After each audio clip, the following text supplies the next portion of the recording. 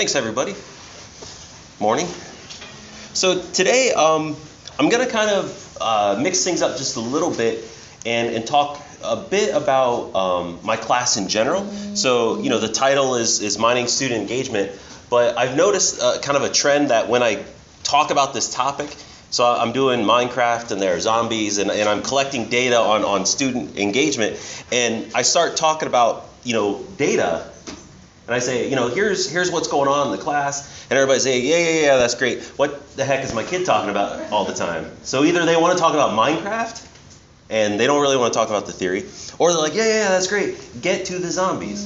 So today I'm just going to talk about the zombies in Minecraft. And I kind of want to figure out, this kind of is my fundamental question I'm really trying to work with in this whole project that I've been working on. And Dawn's been kind of coming in and working with me on it to try to figure out what is it the students are really interested in when we use a game in the classroom. And we can kind of sum up games. Games are good for education, or games are good for learning. I shouldn't say education, and there's kind of just four basic arguments that you could assert on that is, a game is intentionally designed. A good relevant curriculum for students is intentionally designed. Well, a video game is an intentionally designed structure. And, if we're learning, we're going from novice to expert, right? And in games, that's what you do. You start out with very basic abilities and you work your way up, become more powerful. So you learn a lot in these complex systems of games. And having that complexity increase as we move from novice to expert is something that games do really well, right? So as we learn, we should be able to tackle more and more complex material, which games do really well. And then finally, fun is a universal human activity. Right? We enjoy having fun.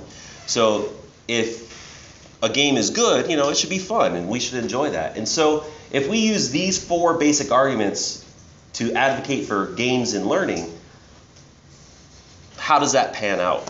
And so when I first did this class, I thought about how to use Minecraft to teach writing. So my class is it's English 1610. And what OU does is for the freshman composition class, the international students and the American students are separated out.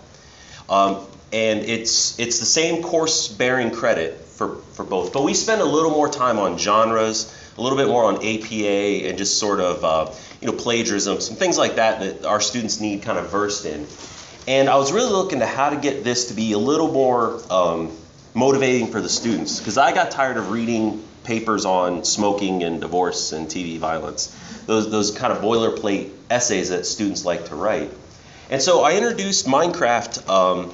This was last year. So kind of the first iteration of the class was really constructivist. I just had the game in the class and I said, you as the students, you're going to create your own experience. I'm going to put the impetus on you to create your own little story. And they really didn't like it. They felt that the game was just, it's okay. Right? They were kind of blasé about it. But one kind of interesting data point that we found, this was one of Dawn's students, Jessica Hill, came in and collected a little bit of data on the class. And we found that the students as individuals enjoyed the game, but they felt the rest of the class didn't. And so there was this weird kind of vibe going through the class of, well, I'm having fun, but I don't think they are, so I'm going to stay quiet. And so it just sort of petered out towards the end. And what we ended up finding was it really didn't help with their writing either. So what we were really looking for that initial time I taught this class was, does the use of the game increase their syntactic complexity in their writing? And the answer was not in a statistically significant manner. And so I kind of went back and looked at the data, and Dawn looked at it, and we came back together, and I really felt that it didn't work because the class was poorly designed. The game that I implemented was poorly designed. And so if we go back to those four main arguments of games in learning, I violated all of these. So in-class game was not intentionally designed. I gave them Minecraft and I said, use it to create your experiences and you're going to write about that. And I gave them nothing else to go on. So they couldn't gain traction in the game necessarily. And because the game really didn't change, they weren't active inside the game, so the game never changed. So we didn't see this movement through the game. We didn't see an increase in complexity in the game. Nothing new came up.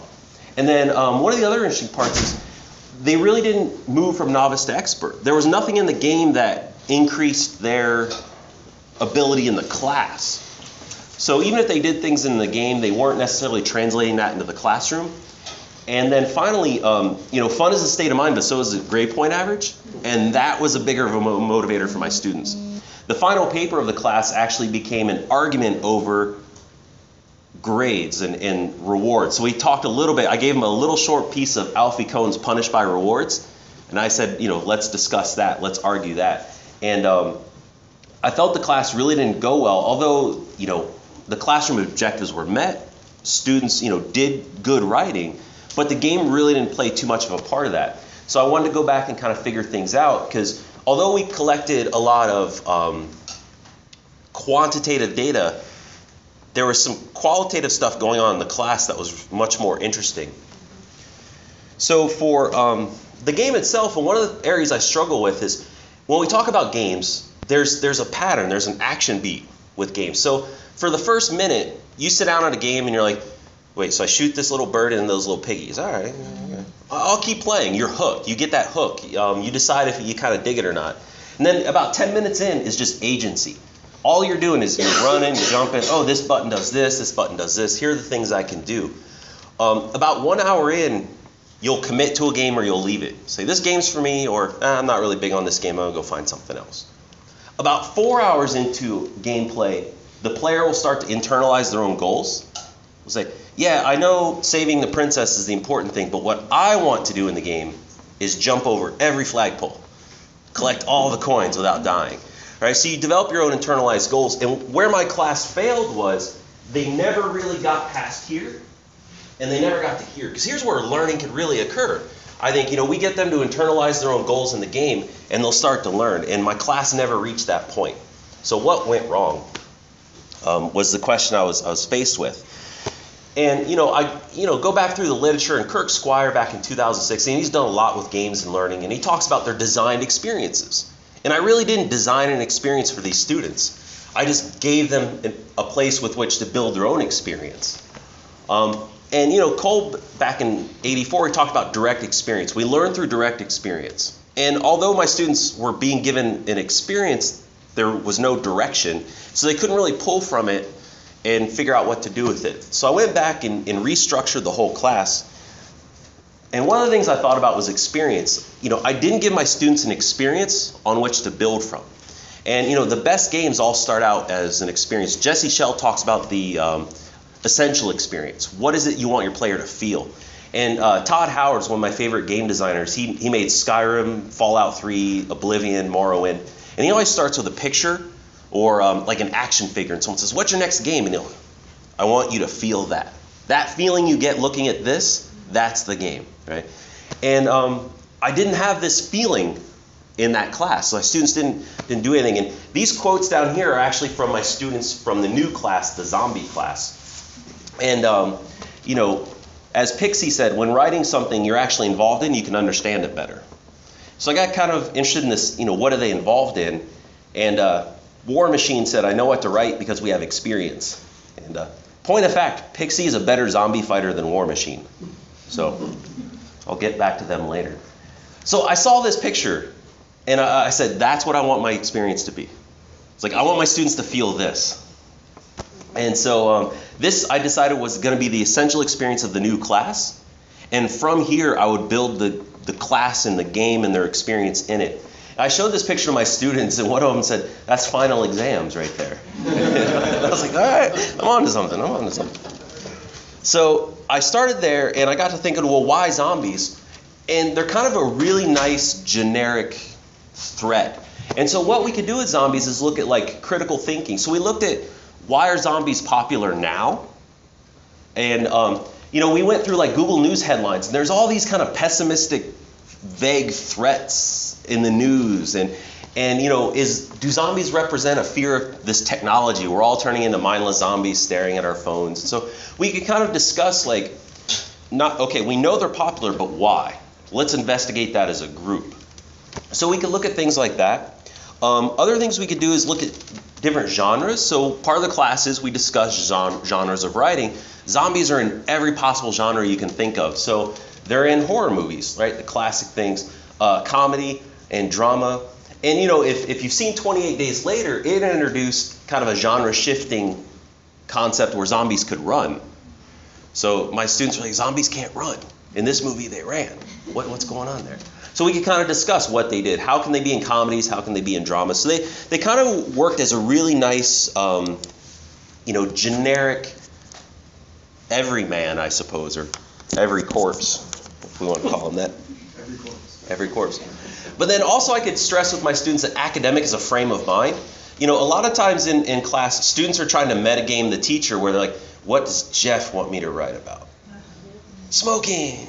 Smoking is bad for your health. And so we kind of looked at, there's research. There's academic research on zombie apocalypse. And so we looked at kind of this, and it was really a bit dense. But I wanted to stress with my students, like, look, they took a very silly topic and made it academic because their research was sound, their writing was sound, their process was sound. You can take a topic that you really love and write about it in my class. It's just the approach. It's not the idea.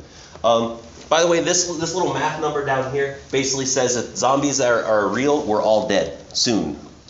So the formula, so about week 13, I gave them that formula, and I said, everything you've done is for waste. We're all going to die.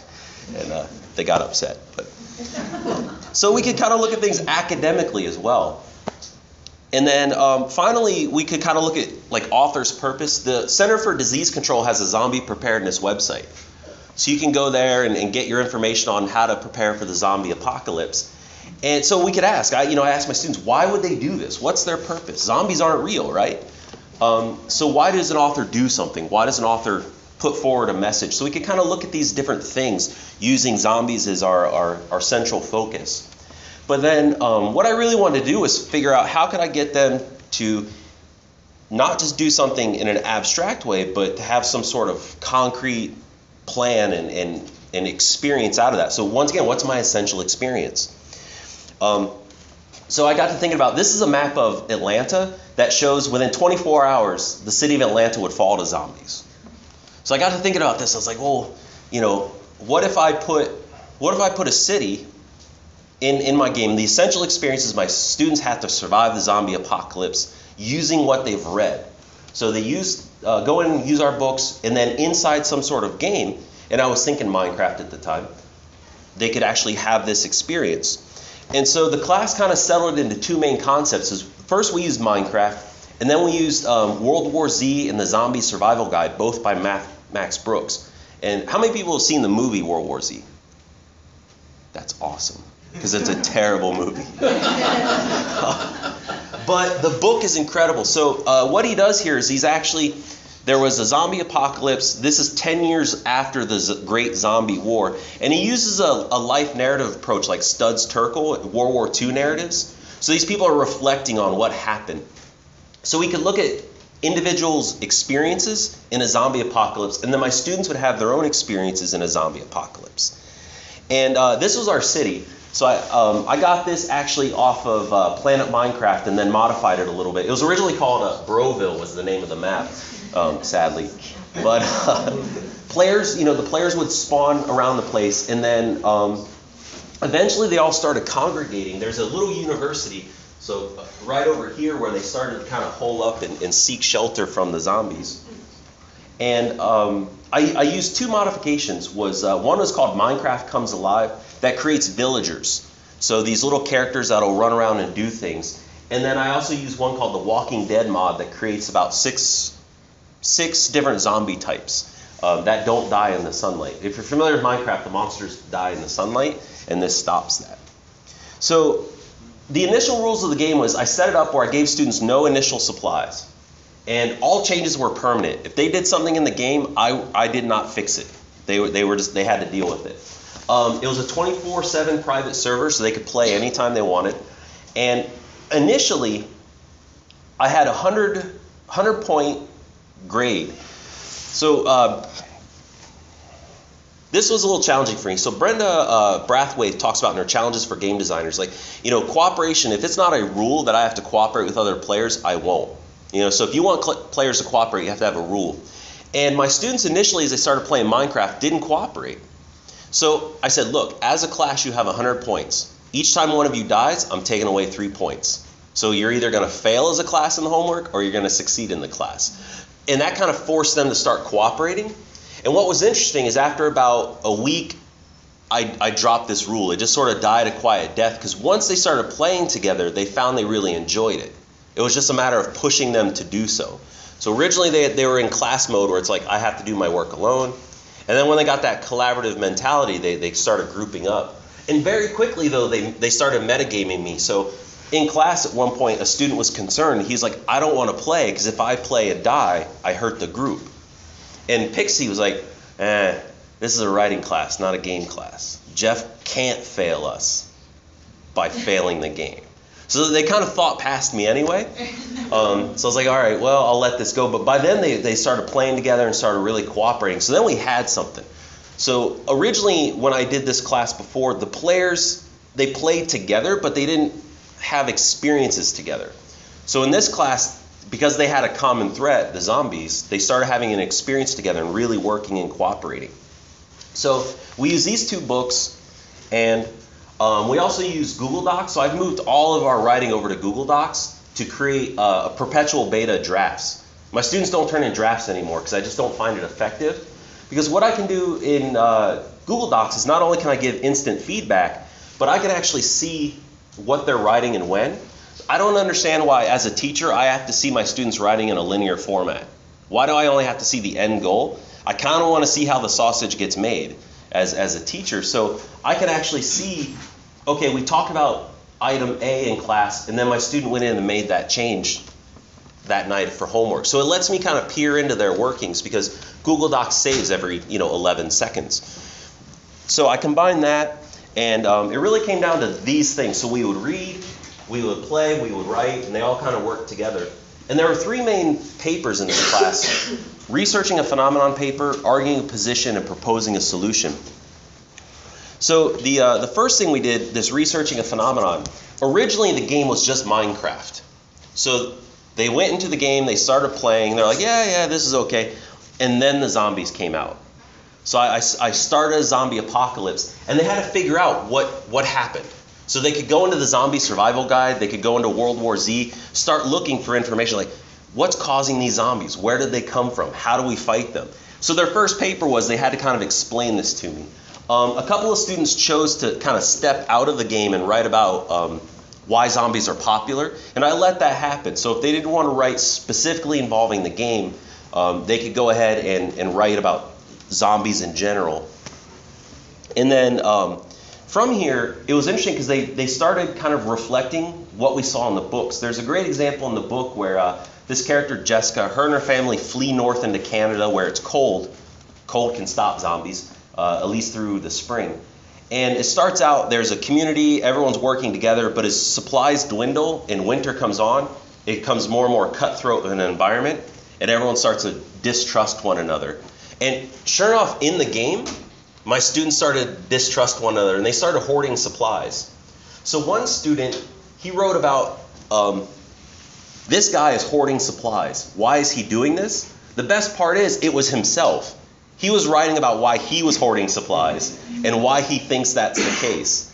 So he basically said, well, everyone else, if I give them supplies, they'll be lazy. So we need everyone who's like razor sharp. And if we take care of them, they won't learn to survive. So he's kind of analyzing himself, and he could kind of go in and look at this situation in the book and kind of reflect on that. And we could see these parallels suddenly between the reading and in the game. And that was a really big change that was really effective in the class. Was when I used Minecraft initially in the previous class, there was no strong connection between the readings and the game. Here there's a very direct connection that students could run parallel to. The next thing we had to do was arguing a position. And as I said, the students, the zombie apocalypse, the zombies were winning, and the students holed up in this university, and they just sort of stayed there. But the pressure was on. They were losing the battle for humanity. And so I proposed an idea to them. So in the book, World War Z, there's what's called the Rediker plan. And the Rediker plan has, you take your important population and put them in a safe zone, and you leave some of your other population to draw the zombies. So basically zombie bait.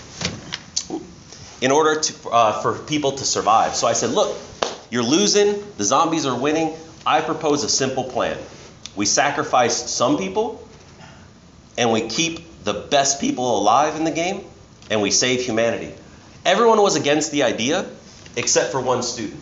The student, David, he writes his paper. These students should live, these students should die. And he breaks them down, each person, based on what they've done in the game. And everyone else, and it was funny because I had a couple of students who once again metagamed, where they're like, we don't need to do it because, in the book, it's a global issue, but we're in a game. It's not real. So sometimes they would just look at, this isn't real. We don't have to worry about this. And then other students would say, well, our city, there's more supplies than what we need. So all we have to do is work harder in the game. So they will kind of analyze their own behavior too. But we'll come back to this, to David's idea about who lives and who dies. Because what I found with the second paper was there started to be a very strong connection between their writing and their in-game experience. So when they actually decided we save Jeff first, one student wrote, yeah, but what can he do? So immediately one student's like, we saved Jeff, and his classmates were like, no, Jeff doesn't do anything in the game. Throw him to the zombies. And so they did. They didn't save him.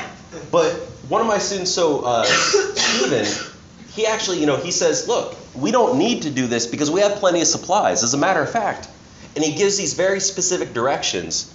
We can find supplies here. We just got to go look for them. I know where they are. And I asked him, I said, have you told anyone else about this? He goes, oh, no. I was like, shouldn't you tell them? No. I'm going to keep these supplies. So once again, he was still kind of hoarding supplies, but he was talking about it in his writing. So I really started to see a very strong connection between the two. And so finally, the third paper that they worked on was proposing a solution. And what happened was we took everything we read, everything we did in the game, and then we applied it to the city of Athens. I said, look, here's the situation. There's been a class 4 outbreak. The zombie apocalypse is real. You have to save the city of Athens, Ohio, as best you can. So although one paper earlier, everyone was against the Redeker plan, the final paper, every group implemented the Redeker plan. One particular group said, look, these dormitories will house about 700 people. We're saving 700 people and 700 people only. Everyone else is going to die. Another group said, we're going to hole up on the ridges and they started to analyze the city, where they could find things and what they could do. They went out into the community and they found the police station. They went over and took a look at the hospital. They took pictures of, one group actually went out to Dunham's and took pictures of the kayaks and the rafts and said, we could use these to run supplies from the ridges and Walmart on the river because zombies can't swim. I was like, the Hawking's only maybe about that deep. So each group had to propose sort of their idea. And what I ended up finding was these kind of key themes came out. And these are actually all quotes from my students, because I asked them at the end of the class, I said, this is a unique class and I really need your input on this. And the number one thing they really liked was the social aspect of it. So playing with the other students and the teacher was really kind of what made it interesting, what made it engaging for them. And finally, this possibility space. They say, we're free to do everything and to try to finish anything. And I think possibility space is really key because, Constance Steinkuhler talks about a game is well-defined constraints and ill-defined solutions. The first time I taught this class, I gave them ill-defined constraints, and they just kind of floundered. So this time I said, look, your job is to survive the zombie apocalypse using what's available in the city. So I had much stronger constraints. And from that, they came up with some really interesting solutions. So this possibility space, it needs to be negotiated and kind of really nailed down. The other thing I really liked was ownership. Chang in 2006, she talked about writing classes that use virtual environments see less incidents of plagiarism because you can't really plagiarize someone else's experience. And so I started to see that in a much stronger situation. One student says, other topics we have to search online, but with this class, we're the owners and it's our own experience, which I really liked. And, finally, like I said, they metagamed quite a bit. So they always kept it in mind that they were in a class and that Jeff was doing something. And what was kind of fun was we hit this point where they were just trying to figure out what I was doing. Like, where was all this going? They wanted to know how the story ends and how they could play a part and where they could kind of disrupt my plans on occasion. And so what I really want to look at now is what's happening in a more of a qualitative manner, or, this phenomenon in the class, and how do these kind of play out in terms of what students really kind of want in a game that's used in class, and how they feel it helps or hinders their academic progress. And so my references there real quick. And so thanks. Any questions? Yeah.